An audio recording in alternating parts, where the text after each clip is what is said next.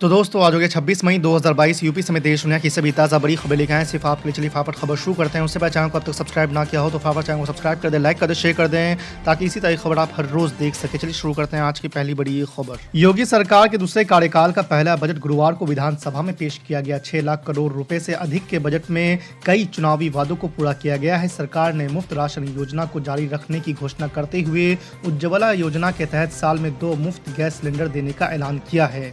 आपको बता दें कि 2022 विधानसभा चुनाव में किए गए वादे के मुताबिक किसानों को सिंचाई के लिए बिजली बिल में 50% छूट की घोषणा की गई है। राष्ट्रीय लोकदल के प्रमुख जयंत चौधरी को लेकर कई दिनों से चले आ रहे सस्पेंस को समाजवादी पार्टी ने खत्म कर दिया है। सपा ने गुरुवार को ऐलान किया है कि जयंत चौधरी जी समाजवादी पार्टी और राष्ट्रीय लोकदल के राज्यसभा के संयुक्त प्रत्याशी होंगे। राज्यसभा चुनाव के लिए सपा की ओर से बुधवार को कपिल सिब्बर और जावेद अली खान ने नामांकन दाखिल किया था। अटकलें लगाई जा रही थी कि तीसरे उम्मीदवार के रूप में सपा अखिलेश यादव की पत्नी डिंपल यादव को उतार सकती है। हालांकि सपा ने साफ कर दिया है कि जयंत चौधरी तीसरे उम्मीदवार होंगे। प्रधानमंत्री नरेंद्र मोदी आज तेलंगाना के दौरे पर है, जहां भारतीय जनता पार्टी अपनी जीत को लेकर आश्वस्त है। हैदराबाद में उन्होंने पार्टी कार्यकर्ताओं को संबोधित करते हुए परिवारवाद पर जमकर निशाना साधा। प्रधानमंत्री ने कहा है कि परिवारवाद की वजह से देश के युवाओं और प्रतिभाओं को देश की राजनीति में आने का अवसर भी नहीं मिलता। 5 राज्यों और दिल्ली में लोकसभा और विधानसभा उपचुनाव का शेड्यूल चुनाव आयोग ने बुधवार को जारी कर दिया है।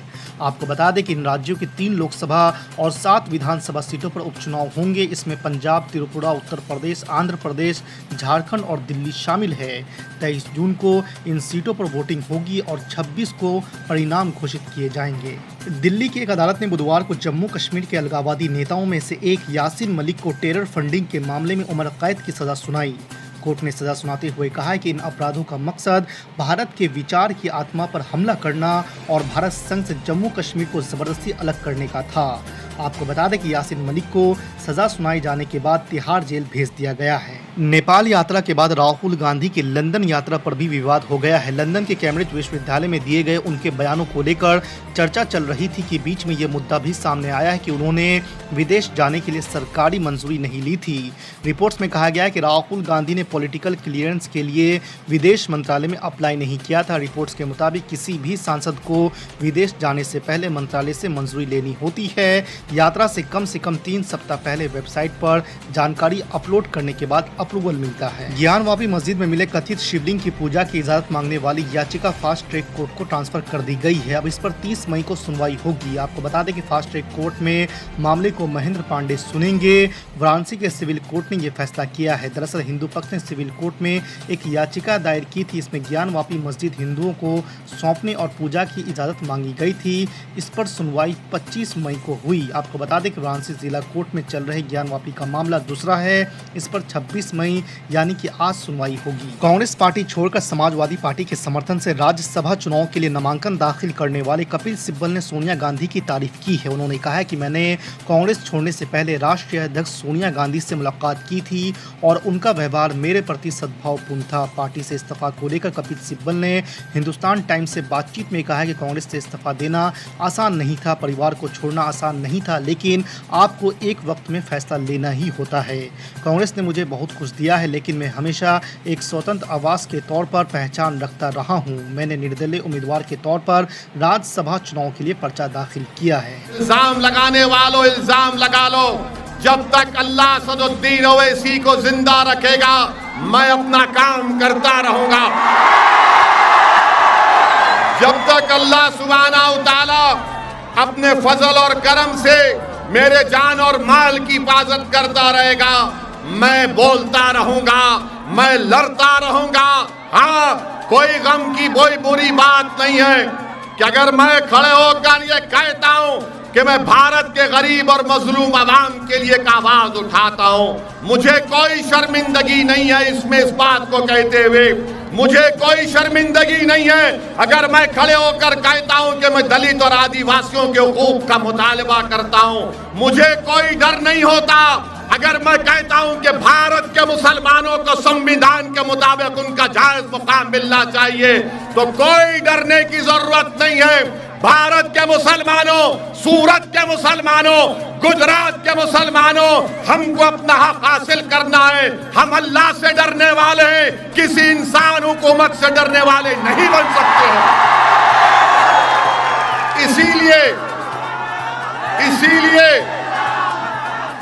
इसीलिए आपसे अपील करने आया हूं कि आज आपको अपने इत्तेहाद की ताकत पर अपनी एक सियासी आवाज को मजबूत करना है। छोड़ दीजिए उन कांग्रेस पार्टी को जो अनकरीब में कांग्रेस पार्टी भारत से के सफ़े हस्ती से खत्म होने जा रही है इंशाअल्लाह ताला। कांग्रेस पार्टी नहीं मुकाबला कर सकती बीजेपी और मोदी का। अगर कोई जानता है कैसे बीजेपी को रोका जाए तो उसका नाम असदुद्दीन ओवैसी और मजलिस इत्तेहाद और मुस्लिमीन। ये कांग्रेस के कायदीन राहुल गांधी में दमखम नहीं है कि मोदी को रोक सके, ना मोदी का जवाब। मुगलों की बात करते हैं। अरे भारत का मुसलमानों का मुगलों से कोई ताल्लुक नहीं है, याद रखो। हमारा ताल्लुक उन लोगों से है जो अहले दिल थे, सूफी थे, जिन्होंने इस्लाम को भारत को लाया। अगर भारत में पहली मस्जिद मुगलों ने नहीं बनाई थी, भारत में पहली मस्जिद अगर बनाई गई तो केरला में बनाई गई थी। वो बादशाह थे। बादशाह दीन का नहीं होता, आलिम दीन का होता है। सूफी जो होता है उसका ताल्लुक दीन से होता है। मगर बीजेपी मुगलों को मुसलमानों से जोड़कर कहती है नहीं, वो 600 साल पहले ऐसा हुआ था, 500 साल पहले ऐसा हुआ था, 450 साल पहले तोड़ी गई, अब हम उसमें खोद के देखेंगे।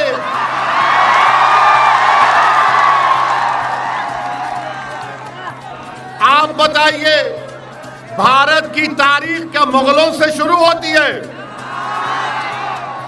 भारत, ये जो भारत बना, अगर कोई संगी आपसे कहेगा, कोई अगर मुसलमानों का दुश्मन आपसे कहेगा कि आज मुगलों की वजह से ऐसा हो रहा, तो उनसे पूछना भारत कैसे बना।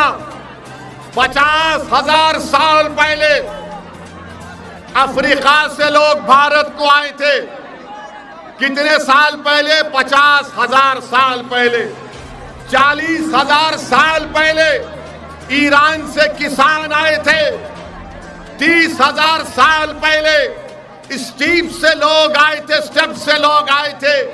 इसके बाद लोग आते गए तो भारत बना। मगर बीजेपी को अगर कोई नजर नहीं आता, खाली मुगल नजर आता है इनको।